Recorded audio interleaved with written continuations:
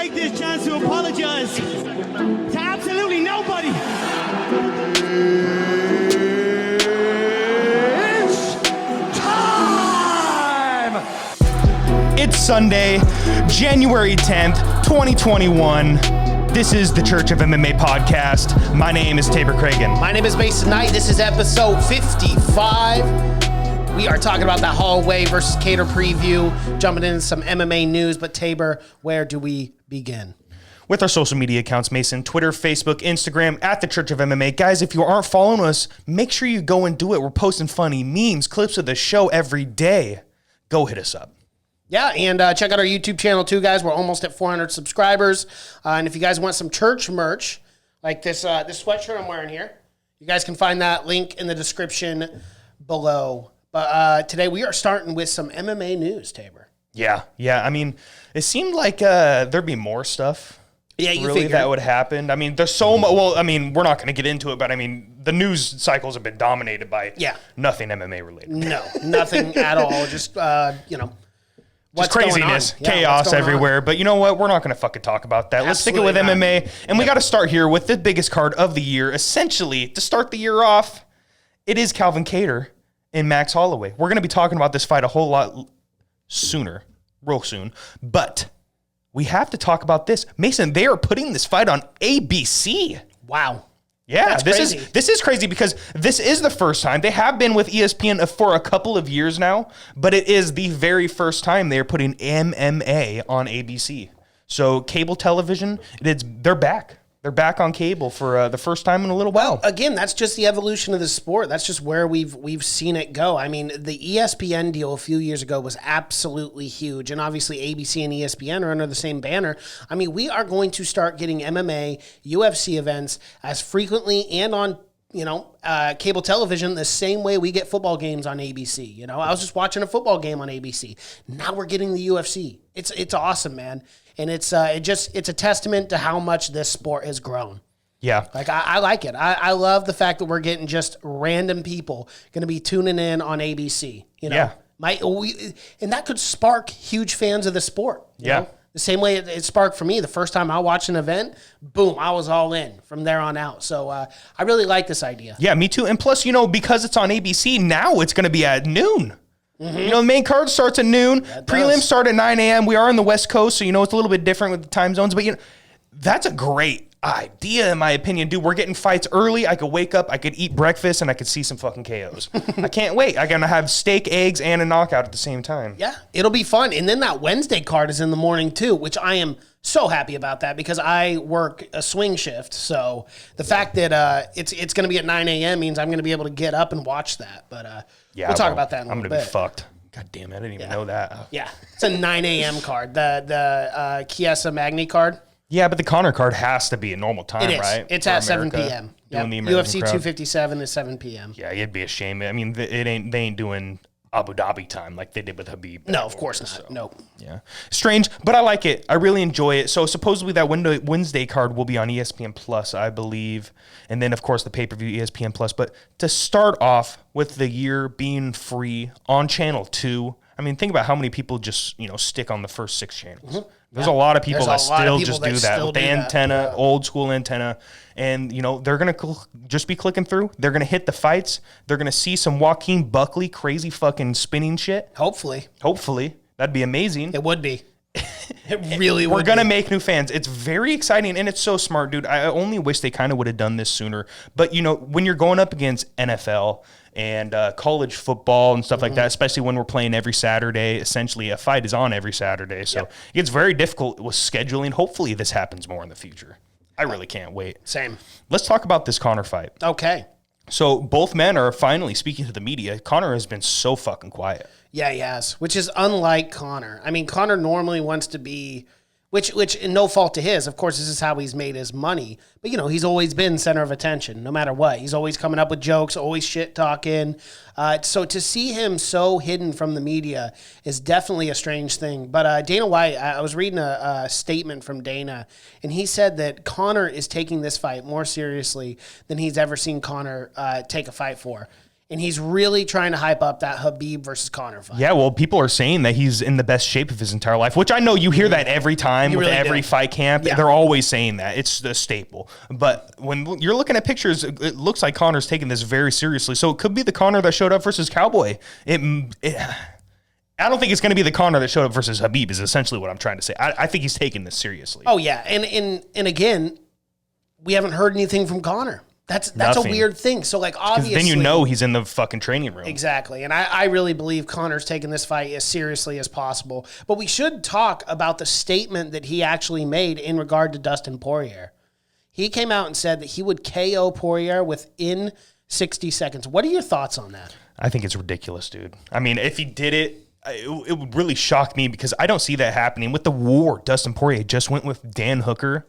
Like, I know Conor has what has seemed in the past like the touch of death, and I'm not going to deny that he doesn't have that. He definitely did at one point. Whether or not he has it now, we'll see. Kind of showed it against Cowboy, but he didn't use it. It wasn't a left hand that fucking finished him. Mm-hmm. Remember? Yeah. You just kind of ground and pounded him. So we'll see. I mean, I'm very interested in this matchup because I think this is going to be a 5-round war. I don't see this ending in 60 seconds. No way possible. And Dustin Poirier went on Theo Vaughn's podcast, and he was asked, like, what are you looking forward to in this fight the most? And he goes, it's proving myself. I want to see him bleed, and I want to bleed as well. I want us both to be tired, and then I want us to both be put in that position where we're forced to see who wants it more. Yep. He goes, I want to see if Conor's willing to fucking bite down on his mouthpiece and get in that gritty war that he knows Dustin Poirier wants to get into. Yeah, you know, for me, like I love the fact that Dustin Poirier is like a plus 225 underdog in this fight, which absolutely blows my fucking mind considering Conor McGregor has had one win in the last, 3 or 4 years, and that one win was against Cowboy Cerrone. Yeah. And again, I have to use this as a caveat every time. No disrespect to Cowboy Cerrone, Hall of Fame, legend of the sport, but one win in 3.5 years, and Dustin has been in some wars with people. Tony Ferguson, Dan Hooker. I mean, like, are you kidding? Max Holloway, even. Yeah. I know that was a while war, ago, though. but it was a war. It was a war still, you know? So it's like all of these fights, and Dustin Poirier just keeps getting better and better, and Gaichi as well. I mean, we can't forget about that one. That was a fucking war. That was a war as well, too. So it just baffles me that Conor is such a heavy favorite in this fight. Yeah, I like agree, the odds on Dustin Poirier quite a bit here, and I do not think Conor McGregor is going to go out there and KO Dustin in 60 seconds. I think that's crazy. Yeah. If it happens,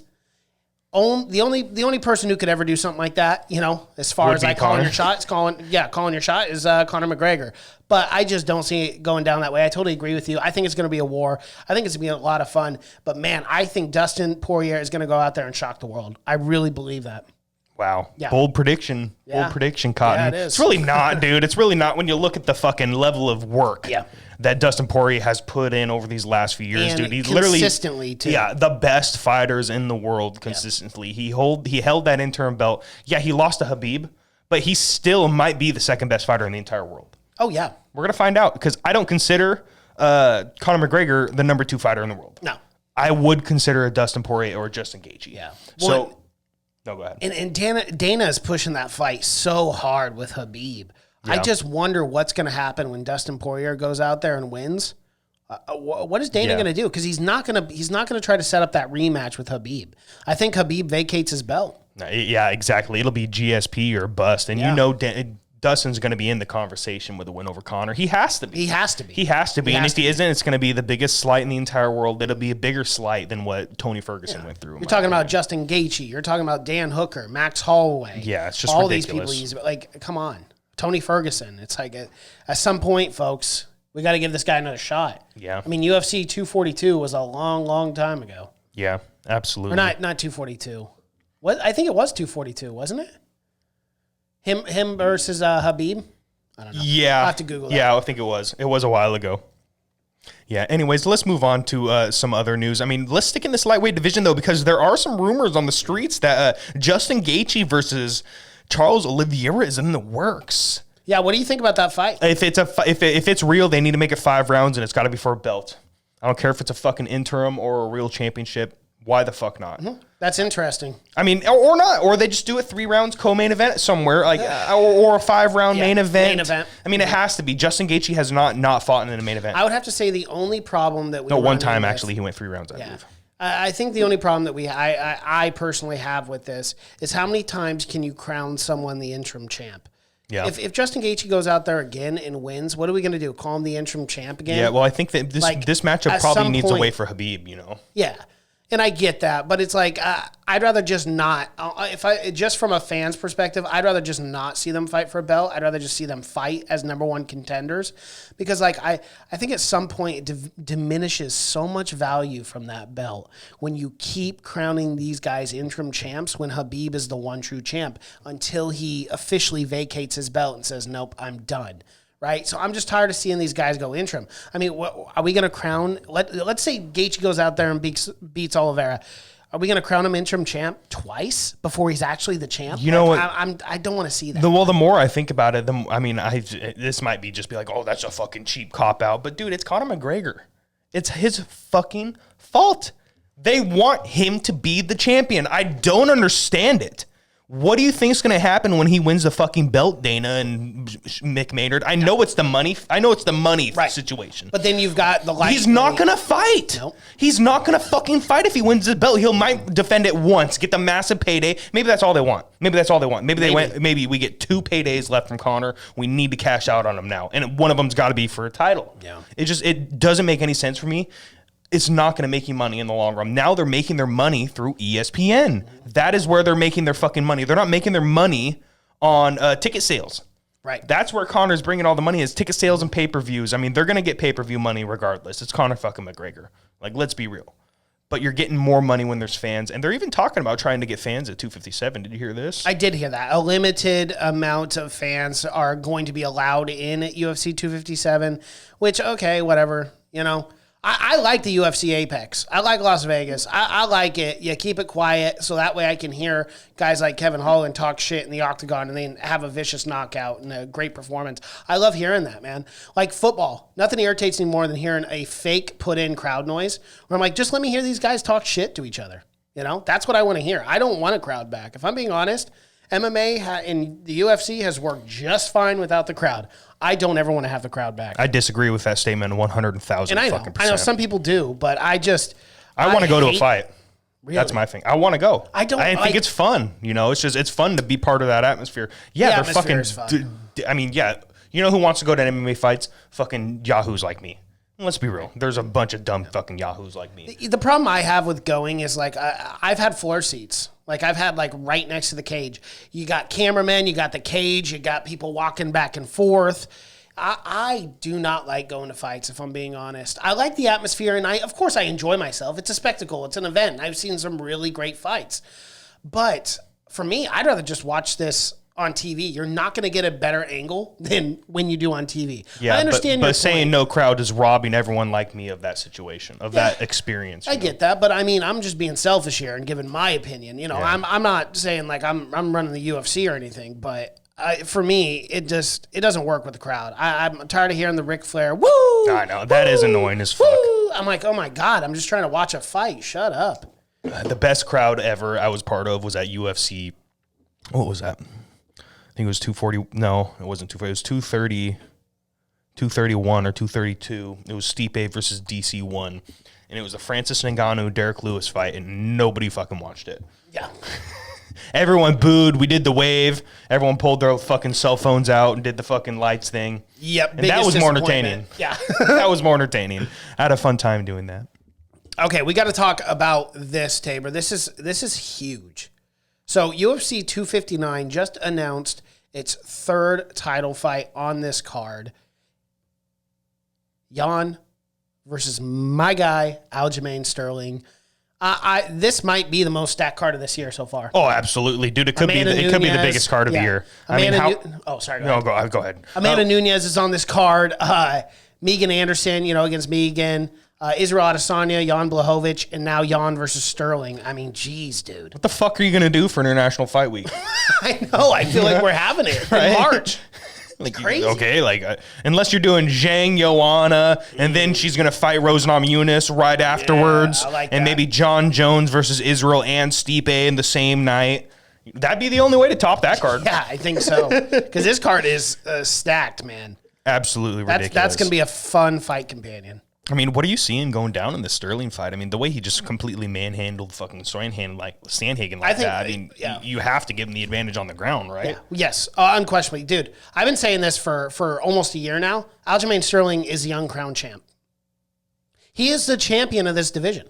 The way he has just steamrolled through the guys that he has fought since that Marlon Moraes fight years ago, like, This guy deserves to be a champion. He is the champion. Petr Yan against Jose Aldo. It was a great fight. Whatever. And Petr Yan looked pretty good.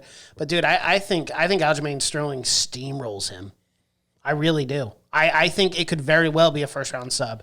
Aljamain Sterling is so grossly underrated and unappreciated, you know, as far as, like, as a whole for, like, the MMA community. I'm telling you, man, this guy is the real deal. He'll be the champ at 135. I agree with you 100%. I don't know if it's going to happen in the first round. The things with title shots, especially when it's your first title shot, the nerves can get to you. He's surrounded by the best people in the world, so who knows? Yeah. Who knows? Matt Serra and fucking Ray Longo, they've been here and done this before. They know how to get their fighter ready for a title shot, especially their first one. Yeah. They've got experience.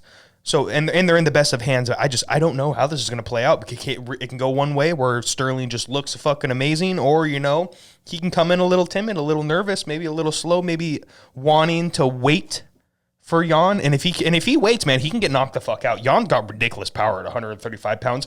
We will see. I do think Sterling, you know, he might shock us on the feet as well. Mm-hmm. Dude, he could really shock us on the feet. He looks very, very good and comfortable on the feet. Yeah, he really does. And I think he could KO Petr Yan. And how poetic would this be? But I think he could do it.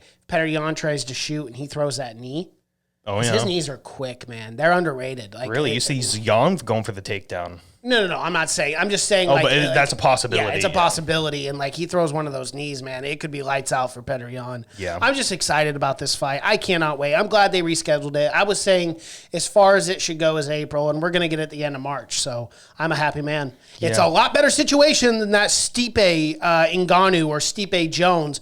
We still don't know when that fight's going to happen. We don't know who he's going to fight. Neither of them. They're never happening. Oh, my God. They're not.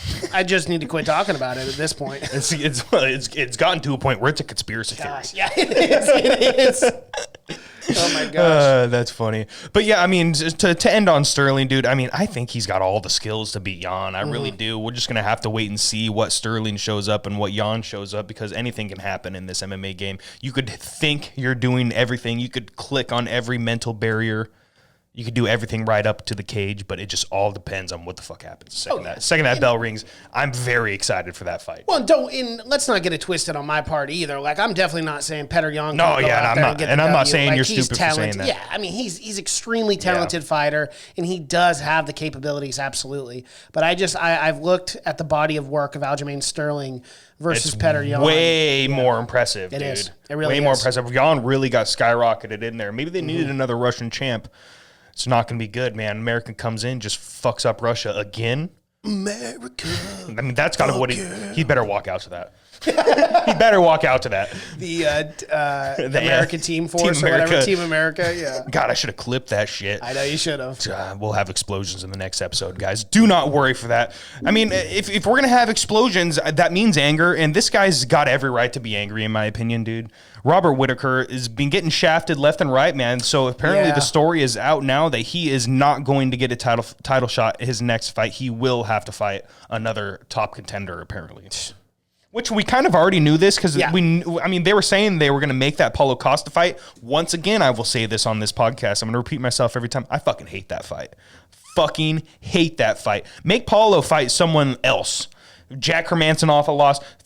Paulo doesn't need to fight someone coming off of a win. No. I mean, does he really need to fight a Kevin Holland or someone like that? I mean, as much as I'd love to see that, like, let's give Paulo the way he's been embarrassed, let's give him, I'm not going to say a tune-up fight. Right, but someone that he could definitely beat, or someone, I totally agree with that. Mm-hmm. You know who I'd like to see fight Robert Whittaker, if I'm being 110% honest? Marvin Vettori. for a number one contender. That's new blood in this division. Yeah. If he goes out there and beats Robert Whittaker, he gets the next shot after Izzy's done with Jan Blachowicz after that fight. And I like that fight more than I like the Vettori Till fight because I mean I like Darren Till. I love me some Darren Till. Yeah. But you know what, guys? Like we can't keep killing these contenders off to push Darren Till into the title position. I mean, we all know they're pushing Darren for a title shot. They know that's a big money fight with Israel. And duh, you do that fight in Liverpool? Oh my God, yeah, dude. Those people are going to explode. Or in London, it don't matter. It's going to go insane, especially if there's fans back. Who knows what the future is going to hold in terms of that. But they're pushing for that. Yeah, I don't want to just kill off a Marvin Vettori on this hot streak that he is on with a Darren Till fight right away. I think you give him Marvin Vettori a chance to get that number one contender shot, and we get more contenders for Israel to fight.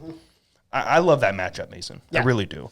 I mean, if it's not Marvin Vettori, who else? I mean, he's not fighting fucking Jared Cannonier again. Nope. I guess it's Paul Acosta.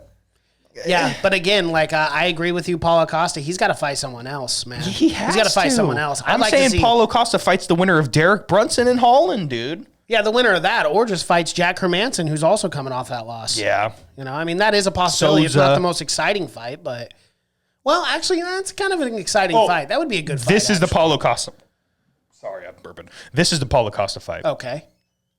The winner of Chris Weidman and Uriah Hall. I wish I had the fart noise. Yeah. Here. Yeah, good joke. That's good enough. Yeah, it's good enough. No, I'm serious though. Yeah. Why not? That's a Paulo Costa type fight.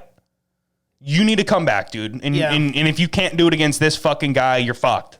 That's essentially what that fight is. Yeah. I don't know if I love that, but okay. Why not? I mean, if it does happen, it happens. I mean, that Uriah Hall fight, I mean, was it the most entertaining fight in the world? No, but I mean, I was thoroughly entertained throughout the entire time. Paulo Costa was just completely marching him down, and Uriah was just kind of letting him punch him in the face. Yeah. Like, that's kind of how it went down. Chris Weidman, who knows what goes down? Obviously, he's just going to go for the takedown, probably. Of course. Yep. Who knows? It's all or nothing with the takedown for Chris Weidman at this point in his career. And he's still cutting down to 185. Yeah, I know. We need that 195, man. I'm telling you. Yeah, that'd be nice. That'd be nice for a Chris Weidman right about now. Let's move on to some crazy news that happened about a week and a half ago. And I actually have the wrong name. I have the wrong brother here. It's not him. It's Jake. So Jake Paul was apparently going to fight Ben fucking Askren in a boxing match. Mm-hmm. And so that's what that deserves, really, honestly, because, like, okay, that's a fucking joke. Like, no one's going to watch that. No one's going to pay for it. But if it happens, I'll probably watch it, and I'll probably pay for it. You're a hypocrite. Yeah, but no, this doesn't happen. This doesn't have markability all over it. Like, no one wants to see Ben Askren, you know, and don't get me wrong, I'm a big Ben Askren fan, but I don't want to see him box a YouTube celebrity star. Like, he's not even known for his boxing. He's known for his wrestling. He's known for his jiu-jitsu. So it's like, I don't understand why this is, you know, even being talked about. I don't know. It's strange. What are your thoughts? Well, Ben Askren's mind, you know, he put out a video saying, he's like, I'm a professional fighter. I used to get punched in the fucking face for a living. You think some scrub off of YouTube's going to come in and fucking even be able to compete with me? And then I just sit there and think, like, dude, did you watch the Damian Maia fight? That was like, let's talk about how the elite striking of the Damian Maia fight was. Like, that was some of the worst fucking striking ever, dude. That's going to be your new favorite button, I can already tell. Yeah. Oh, man. That was a terrible striking display by both men. Like, let's be real. Every time they started throwing punches, you just go, get the fuck down to the ground right now. Dude, if Ben Askren actually boxed Jake Paul, dude, I'm not saying I'm going to bet money on Jake Paul. But you might bet money on Jake Paul. But I might bet Paul. money on Jake. Right. It'd be a real fucking debate I'd have to go through in my head. Because I do not like that matchup on the feet. And it's a fucking genius matchup by Jake Paul. Like, let's get real. If you're going to box an MMA fighter, it doesn't matter what MMA fighter you box. You box a known, especially a well-known, extremely well-followed, hugely backed, especially on Twitter and other social media networks like Ben Askren. It's a fucking genius matchup, dude, because you could actually win and you could get all this hype. Ben Askren's the guy that made Jorge Masvidal, guys. That's kind of disrespectful. Jorge made himself. He did do the flying knee. But let's be real. If he didn't have the hype behind him that Ben Askren had, does Jorge Masvidal go on to fight a fucking Usman or Nate Diaz even the next fight later? I mean, let's not get it twisted. It changed the trajectory for Jorge Masvidal's career inexplicably, man. Like I'm telling you, had he not gotten that crazy knockout, no, his career would have been much different. Yeah, it probably would have been the same. And Jorge Masvidal up until that point was kind of the forgotten fighter. I mean, this guy's been around since he was 19, 20 years old. Doing backyard brawls with Kimbo Slice, no fucking joke, guys. So it's like, yeah, it would have completely changed his career. But as far as this Jake Paul Ben Askren thing, I'm not too excited about it at all. Like it's not confirmed. I don't want to see it. It's not confirmed. Even so, the rumors were that Jake Paul's team is essentially talking to everybody. They talked to Bisping, they talked to Ben Askren, they talked to a few other fighters. Bro, they don't want Bisping smoked. Could you imagine, dude? Could you imagine? Bisping KO in the first round? Are you kidding me? That's not even a. It's not even a fight, dude. Well, that's a slaughtering. That's what he predicted. Bisping did. So, who knows? We'll have to wait and see. Jake Paul's probably not going to fight anybody. Let's be real. He's probably not going to fight anybody. Maybe Dylan Dennis. They're saying February or March for that. Who fucking knows? I just don't care. Yeah, I'd like that one. I'd like to see Jake Paul versus Dylan Dennis. And that's something that seems like the no-brainer one. Yeah, it does. It's either that or Ben Askren might be a little bit of a no-brainer because it's probably an easier matchup. Who knows? I'm done talking about it. All right. So let's talk about this one. Diego Sanchez comes out and he says he will retire after his next fight. I'm super happy. Yeah. I'm super happy with this. This is great fucking news. Diego, I love you. I'm a huge fan. I just don't want to see what I've seen the last few fights, dude. Like that Michelle Pereira fight that should have been your last fight. Yep. I get it why you don't want that to be your last fight because that's not a way you want your last fight to go out. At all. That's like the worst fucking possible way. A 3-round ass beating and then you get a mercy win. Let's be real. No, it was. Yeah, it was a 3-round ass beating. He got the mercy win. He got the pity win, and it was just real sad. And the crowd was behind him. It was really strange. Yeah, that was set up to be his retirement night. It really was, and it just completely fucking failed, flat on his face. And then he went on to Fight Island. His fucking coach made a fool of himself with Matt Serra again. Joshua Fabrio, or whatever this guy's name is, the biggest dip. He will go down in the Hall of Fame for being the biggest dipshit coach. And we can't even call him a coach. He's like he's a fucking life coach. Health and wellness. Like doing some weird like hippy dippy shit. And like, why don't you like me? Why do you say bad things? And like, dude, I've never seen someone so egocentric and just someone as manic as that guy. He is a nut job. Oh, yeah. A nut job. That's the best part of the story is that motherfucker is never going to set foot in the octagon again. Good. and like, seriously, we talk about it all the time. I wish Diego Sanchez the best. He has brought us some of the greatest fights the UFC's ever seen, okay?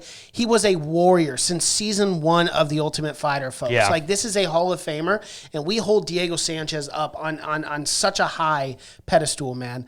But, like, I just feel bad for Diego because, like, a lot of people are seeing the writing on the wall with this Joshua guy that, in my opinion, he is a scam. Like, he's just a guy who's just in it for, I don't even know why he's in it. But he's a bad person in my opinion. Like I don't like that guy at all. Yeah, there's something about him. I agree 100% with everything you just said. Just the evidence in front of you too, all the stupid shit he says. Yeah, well, the confrontations. It's like you're gonna confront Matt Serra because he talks shit about you on his podcast. I know. It's like get over everyone has talked shit about you on their podcast. Like, dude, if you you're gonna confront everybody. That's what podcasts are for. Yeah, no kidding. It's just stupid. It's just stupid. I don't know who they're gonna match him up against. I mean, he wanted to fight Conor. Conor said he'd fight him. It's such a troll job by Conor.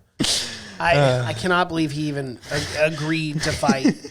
Which is it's kind of fucked up in a lot of ways. Yeah, he's just like, Diego okay, you're gonna go out there and him. just fuck him up real quick. God, it's messed up. Poor Diego. But I really hope Diego gets matched up with someone that's competitive for him. And I'd love to see Diego Sanchez go out on top. I really would. Like, he's done so much for the sport. He's a Hall of Famer, and I wish him the best. I really do. Bro, Alex Morono.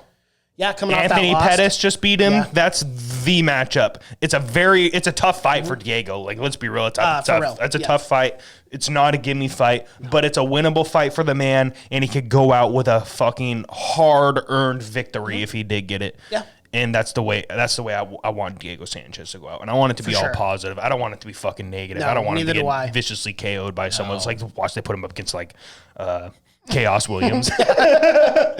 Just Dana does him no favors. You're like, come on, Dana's Dana. like, just get the fuck in there already. He's like, nah, Dana, I don't want this shit. Chaos just fucking uppercuts him in the hell. Yeah, that'd be poor Diego. Poor Diego. So let's talk a little bit about this. I guess the Shane Burgos fight is now off of UFC 257. Against Dawodu. I guess it was because of an injury. I forget which one was injured. I believe it was Dawodu. But there was an injury that came up. So this fight will not be set for UFC 257. They'll probably have to reschedule it a few weeks out. That sucks. Yeah, it really does suck. I was looking forward to that fight. And even Shane Burgos, after his last couple fights, man, especially fights against Dan Ige and whatnot, they were great fights. So it's a bummer. But. Yeah, so did they say who was injured? I think it was Dawodu. It was Dawodu that was injured. So. Shane could get back in there. He could. He's in a pretty good position in this 145-pound division. Honestly, I believe he is ranked, right? Where is he? Yeah, he's 12.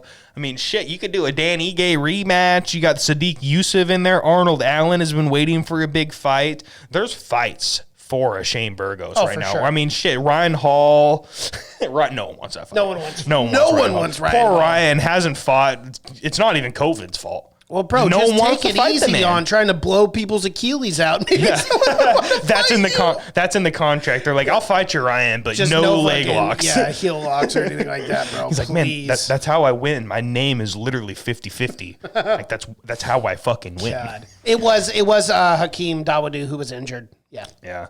That sucks for the guy because that guy had so much hype coming in behind him, and that's a big fight. You're getting a big ranked fight in Shane Burgos, man. That's a rough matchup for your first ranked fight. So this is a rumor. This has not been confirmed, so I want to clarify that. But what I'm seeing here is there is speculation at this point. That's all it is.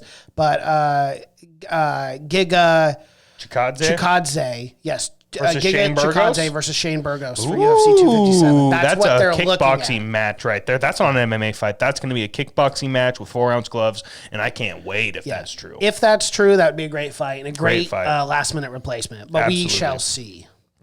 Yeah, the world shall see. So, I mean, that rounds off for MMA news. Before we get into our preview show, I mean, we did tease this many, many times in the last few episodes. And we're finally doing it at the start of this year. Yeah, so let's get into it. I mean, so our picks games, guys, I mean, throughout this entire year, we just did it to where, you get a point for a win, and you get a point for the round of method, and then we added up our points in the end of the year. It was fun. It was fun to do, and it kept things interesting, and it kept us keeping track, and it was competitive, but, I mean, it felt like, once you have a lead, I mean, unless it depends on the size, really, but, I mean, that lead's pretty stable. Yeah. So, I mean, it got to that point, and it just wasn't fun. And we want a game where, shifts can happen, where maybe I'm up a lot of points one week, and then, a big fight happened, and we put a lot of this things that we're about to talk about, and it completely changed it. I think we got to get into it. So, Believe You Me is actually the inspiration behind this. The Believe You Me podcast with Michael Bisping and Luis J. Gomez. Guys, if you haven't heard that already, go check them out. They're fucking hilarious. They start off most of their shows just talking about life, and anything goes with them. It takes a little while to get into the MMA, so if that's not your type of jazz, maybe don't then check just it out. tune into ours. Yeah, exactly. Because we are all MMA. We don't go off on anything else. Absolutely. Besides our fight companions. Check those out as well. It's super easy to listen to, regardless listen to fights or not. But as we're saying, we're going to change up this game this year. And the Believe You Me does something where they call BIMcoin, which is BYM, Believe You Me. Right. BIMcoin, it's a false or a fake currency that they just made up out of nowhere. And they actually bet on the fights. Mm-hmm. And they keep track of how much money they start with and who's in the lead each week. And it's really fun and cool because it leads to a lot of big swings. I mean, their producer could be winning one week and he fucked up on a big fight, and then Mike will hit on another big fight, and then he takes a lead by 10,000 BIM coins or something. I mean, they use ridiculous numbers. Let's talk about that. Okay. So, I mean, let's talk about our rules. Why don't you? So we'll break this down as simple as possible. Me and Tabor are both going to start this year with 10,000 church coins is what we're calling them. Mm-hmm. And this is how the rules break down. No matter what for each fight, because we want to make sure we bet on each fight of the main card, right? Yes. So all 5 fights every single time. So we have a minimum bet in place that no matter what, we must bet 100 church coins. In our max bet, we have no max bet. So we could literally lay down 8,000 church coins on a fight. Now, we do it the same way Vegas does, or the same way any sports betting place does. We go based on odds. So looking at this card, Max Holloway, a minus 165. So if we were to bet, or a Calvin Keator, right? If we were to bet Calvin Keator, bet 100 church coins, we would then receive 140 church coins back based on the odds. So you guys know that, the favorites and the underdogs. So that's essentially how our church coins and betting system is going to work here. Whoever's got the most church coins at the end of the year, or end of the month, I should say, is crowned champ for that month. So yeah, it'll be way more interesting. It's gonna be a lot of fun. There's gonna be chances for us to completely lose it all. Maybe I go all in on this Conor McGregor card. I've got it all on Conor. He's gonna win. Gets knocked out in the first round, and I'm fucked. Yeah. I'm fucked. It's going to be fun. It will be fun. I'm actually really excited about this. And two, I know people really wanted us to talk about the fight odds and placing bets and stuff. And this is kind of our free way of doing it, where we can also, I like the underdog value on this guy. I'm going to play this, so it'll be a lot of fun. Should we jump into it? Let's jump into it. It's our preview show. First one of the year, dude. Yes. We're finally fucking back. We're back. God, I'm so hyped. And then you can't ask for a better main event to start the year off, and it's on ABC, cable television. We're making our return. 2021 is looking so bright. Oh, dude, it's going to be great. It's going to be fantastic. So let's get into this. We always start from the top. Main event first. Yep. Max Holloway versus Calvin Keator. Before we get into any picks, church coin bets, any of that, let's break this fight down just a little bit. So, go ahead. You want to start off? I just want to give the odds. I think that's what we'll start doing when we announce each fight. So Max Holloway at a minus 165 with obviously the favorite, Calvin Keator, at a plus 140. Yeah. Very interesting. Very interesting on the odds, because this is a way closer matchup than I would think. I would think that Vegas, would really be behind Max. He's proven to be the fucking top featherweight in the world for the last several years. So it is a little shocking to me that they're so close. Yeah, I totally agree with that. I figured Max Holloway, just of the body of work, as you just mentioned, would probably at least be a minus 200 favorite here. But they have kept this pretty contested. But I think that just goes to show you that that Vegas really believes Calvin Keator is the real fucking deal. And it's how do you not see that in his last two fights, one against Dan Ige, which went 5 rounds to a decision, and then that Jeremy Stevens knockout in the second round. You're looking at this Calvin Keator. He looks polished. He looks clean and powerful, technical. Everything you want a fighter to be on the up and up, Calvin Keator is that man. And, I even underestimated him in the past on this podcast. But, dude, after his last fight against Jeremy Stevens, he is the real deal. I am so excited about this fight, Tabor. Yeah, I'm very excited. Dude, his boxing is probably some of the most crisp and clean technical boxing we've seen in the 145-pound division, period. Yeah. Really, period. He's so fucking good on the feet, and he's willing to go to war, dude. He went to fucking war with Shane Burgos, dude. He just completely pieced him up for 3 fucking rounds, and it was a beautiful thing. We just talked about how much of a crazy savage that man was this last year. He was in one of the top 5 fights of the year. Absolutely insane.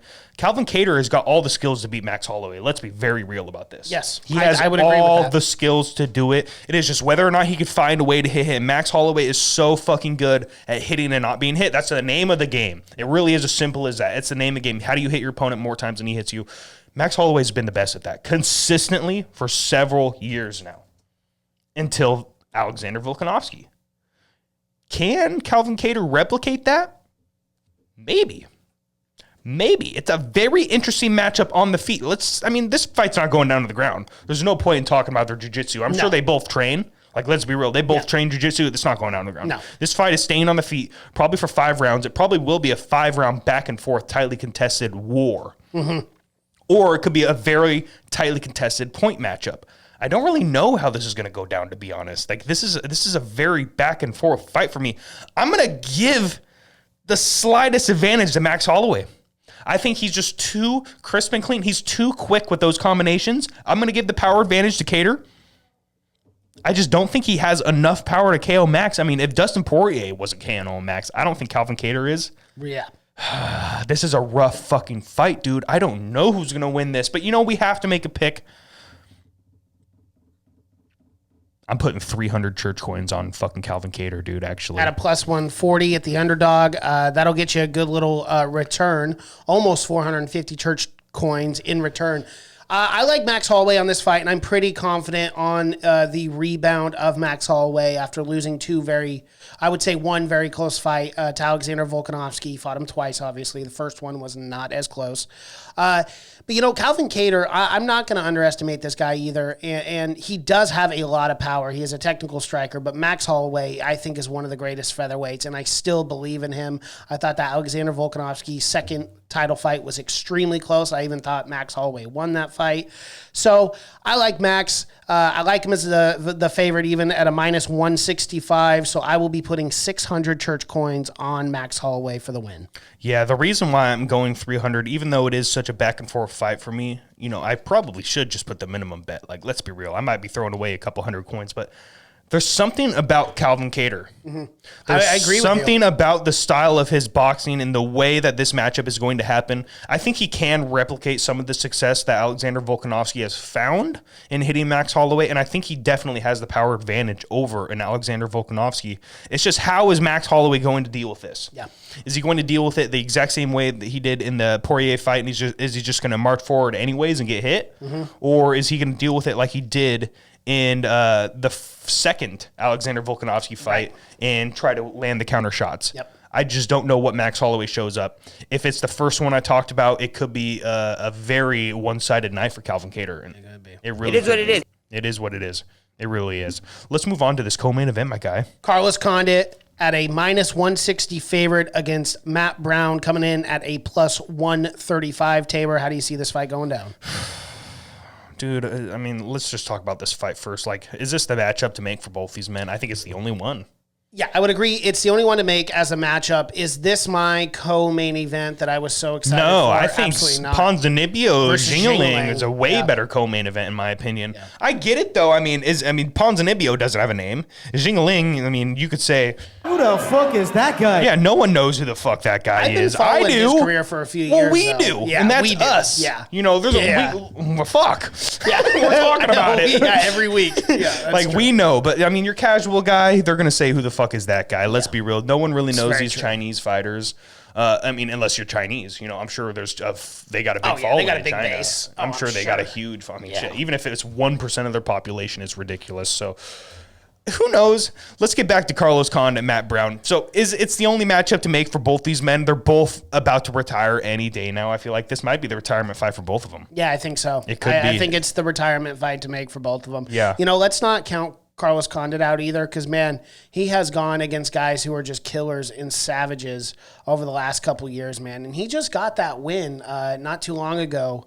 Who was that against? I don't remember. Oh, yeah, duh. It was Court McGee, that decision. But that was back in 2020, a couple months ago. I remember that fight. But, dude, Carlos Condit has fought savages since 2017. He fought Neil Magny, lost to Neil Magny, lost to Michael Chiesa, and lost to Alex Oliveira. It's like all these guys are top contenders in this division, It's like, so and Carlos Condit is still only 36 years old. Like, he still has some time. He doesn't have to retire, but it's how much wear and tear has he done on his body. This man has been fighting in the UFC since 2009. That is 11 years, painstaking years in this the best organization in the world for fighting. So, I really do hope both these fighters do retire, man. And that's no disrespect to them. They both had great careers. But Brown's been fighting in UFC since 2018 or 2008. It's insane. Damn, man. Crazy, These guys are man. fucking legends. They're the OGs. list of fucking names on Matt Brown's record is just ridiculous right here. And, why the fuck are you putting Matt Brown up against Miguel Baeza? I don't know. That was his last fight, too. Isn't that crazy, dude? Yeah. That's an insane matchup when you come to think about it. Because Miguel, I guess you're just making a name at that point. You really are. You're using Matt Brown to fucking make As a another pedestal. fighter. Yep. Absolutely. There's a stepping stone. Yeah. Absolutely. There's no stepping stone in this fight. Both these guys are completely done in their careers, but they still have it. And they're willing to fucking risk it all. They're really such legends. They're willing to go to war at any moment. And that's why I kind of love fights like these. Like, if you're going to have legends fight, they only need to fight other legends. Yeah. I don't want to see a certain point in their career, absolutely. like if they had Matt Brown versus Ponzinibbio and Carlos Condit versus Li Jingling, like I'd be pissed. Yeah, you'd be like, no, thank you. Like, what are you guys doing? No, I'm glad they're fighting each other. I'm just going to give you my pick right now. I think it's going to go probably all 3 rounds, and I'm actually going to go a little bit different. Maybe, fuck it. There could be a finish. I'm going Matt Brown with the submission in the 3rd round. I think it's going to be a gritty fight. I think it goes down to the ground. We're going to probably see some great jiu-jitsu transitions. Yeah. And I can't wait for that because Carlos Condit, his jiu-jitsu is so fucking good. And so is Matt Brown. And they're such legends. I just don't want to see them go in there and get into a slugfest, if that makes sense. Mm-hmm. I'd rather them just go down and, let's see a submission game. Let's see a jiu-jitsu match real quick for these legends. And that would make me happy. Yeah, so 100 church coin. I'm just going to put the minimum on Matt Brown. Okay. For me, Carlos Condit, I think we'll probably get the job done here. I think this fight goes all 3 rounds. I think he'll etch it out on the judges' scorecard. I am laying 200 church coins on Carlos Condit to win at a -160. All right. Next fight, Ponzinibbio and Li Jingliang. I can't wait for this fight, dude. Like, this is going to be a great fight. Ponzinibbio is a fucking freak savage, and then he just disappeared off the map for 3 years. Crazy. 3 years. I remember watching his last fight. Yeah, and against Neil Magny. Yeah. I remember, and then just being like, okay, so neither of these guys are going to ever fight ever again. Mm-hmm. Like, I remember, Ponzinibbio is number 4 in the world. Like, is this guy ever going to fight? I know. And he never fucking did. And then he just disappeared from the rankings one day. And they just like, yanked him off because he hadn't fought in a few years. And he heard nothing. Well, do you hear how pissed off he is about the thing? He called the ranking system bullshit. He goes, I'm just ready to go out there and take out my anger on someone. Ponzinibbio is pissed off man right now. And that's just, a pissed off man is a scary man, dude. I sure do tell you. Well, what's he pissed about? He's pissed about, I don't know. He says, being removed? Yeah. But I mean, dude, if you haven't fought in 3 years, haven't fought in 3 years. Shut the fuck up, dude. Honestly, well, yeah. Like, that's dumb. Like, dumb. Like, okay, like, you should be pulled from the rankings after 2 years of inactivity, or 1, really. Yeah. Like, unless you're a champion, that's the only way you get to fight once a year. Unless you get that Henry Cejudo treatment, and they yank you out exactly immediately. Yeah. Exactly, and it's very weird. No one really knows what the fuck this guy was even out for. Like, it's just been very silent. People were speculating USADA. It did seem like this guy just kind of disappeared at the same time the rule changed where you don't have to come out in public, or it's up to you to tell the public whether you're going through USADA suspension or violation. Who knows? Yeah. Who knows? I just am glad the guy's back because he is a complete savage, and he's fighting a Chinese savage, an upcoming young Chinese fighter in Li Jingliang. This is going to be a striking matchup, dude. I don't see this fight going down on the ground. Both these men are coming in, and as you say, if Ponzinibbio is as mad as he really is, could be a rough fight for Jingliang. Could be a very rough fight. I mean, he did fucking flatline Neil Magny, and then Neil Magny came out and just completely outclassed Li Jingliang this last year. So, very interesting. I might actually change my pick right now. I'm going to put 100 church coin on Ponzinibbio. I'm going to go out in a little bit of a, I guess it's not even a risk. He's a -280. Yeah. It's not that much coming back. Not that much coming back, but I think it's probably the safe bet. I'm really interested in just seeing what happens because Ponzinibbio, you got to prove to me that, okay, you're still an elite contender. Right. And he could do that with a dominant performance over Li Jingliang. Oh, for sure. Unquestionably. Yeah, so I'm going to go Ponzinibbio, and I'm going to say second round TKO. If he's as mad as he is, he's going to be looking for that finish, so hopefully he gets it in the second round. I'm saying Ponzinibbio, 100 church coin, second round TKO. Yeah, I definitely don't doubt how good Ponzinibbio is. But again, it's been has been 3 years since he's graced the octagon. And there is a little bit amount of ring rust associated with that for a lot of fighters. I think not having a crowd there could negatively impact his performance as he is not used to fighting without a crowd. But with Li Jingliang, he's been the more active fighter. He has fought in these guys. I think he's learned a lot from his losses. And I kind of like Jingliang here as the very heavy underdog here at a plus 230. I'm going to be betting 200 church coin on Li Jingliang. I think he gets it done. If he does win, I think he'll get it done UD. Alrighty. Next fight. This is a very, very exciting matchup. That's what this podcast is going to be called. Yeah, and if you can put that into words. Yeah.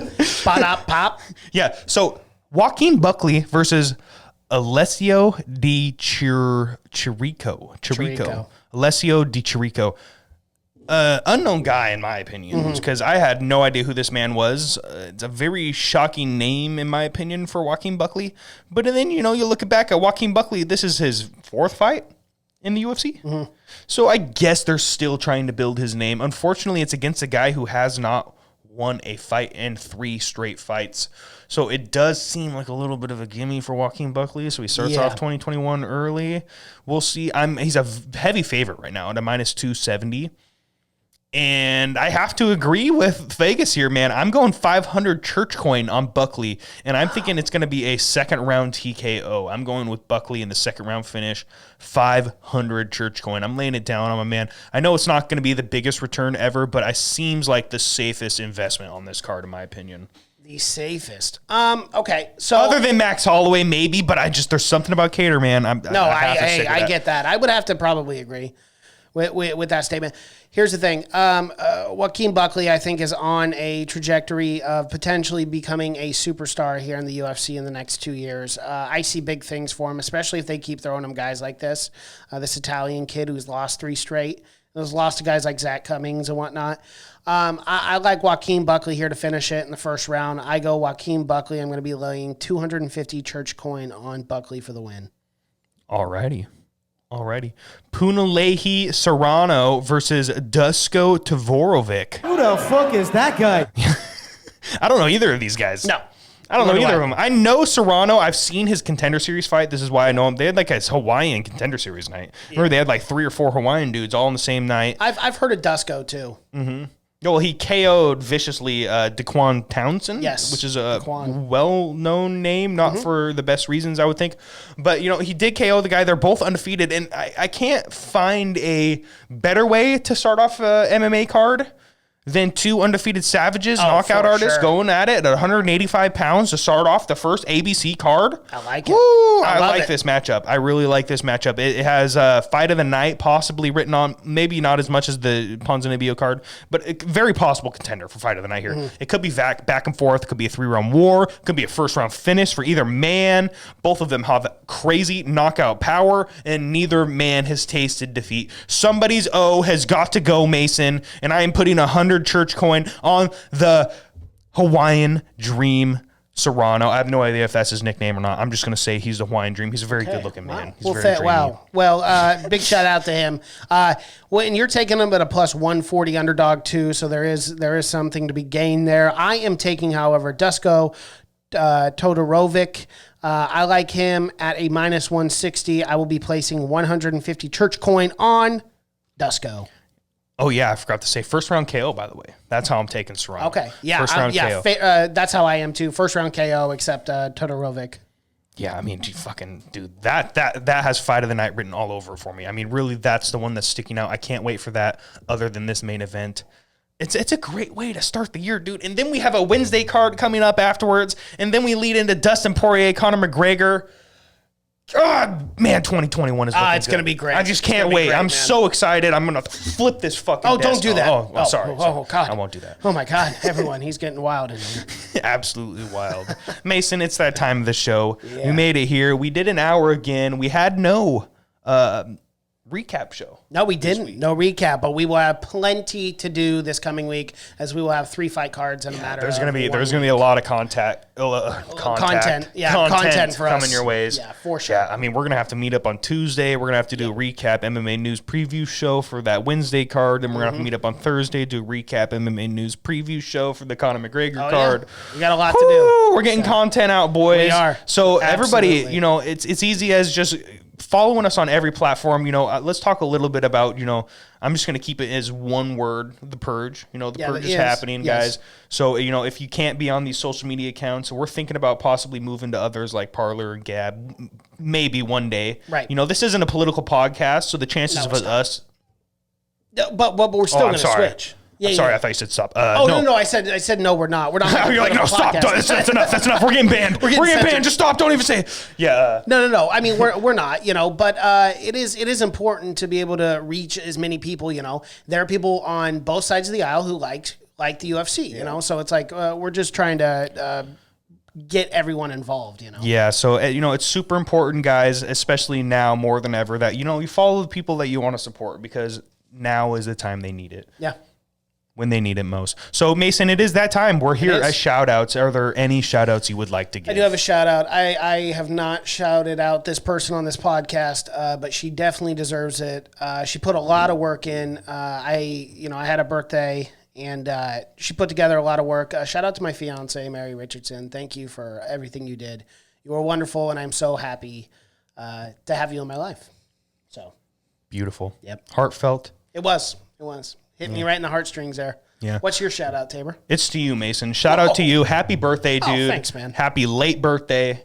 It's only looking so good in the future, dude. It's another year, another one on the life. And I can't fucking wait for 2021. I mean, as dark as it looks at times, yeah, it really is very bright in terms of MMA and UFC, and in terms of this podcast, and in terms of the community in general. So I'm very excited, and I think it's time, Mason. All right. Another one. Yeah, another one. Twitter, Facebook, Instagram. As I said earlier, guys, go hit us up. We're posting funny memes. We're trying to make you laugh in this crazy, fucked up world. So hit us up. Check out our YouTube channel too, guys. Subscribe to the Church of MMA. Thank you guys so much for watching and listening. This is the Church of MMA podcast. My name is Mason Knight. That is Tabor Cragen. And until next time, peace.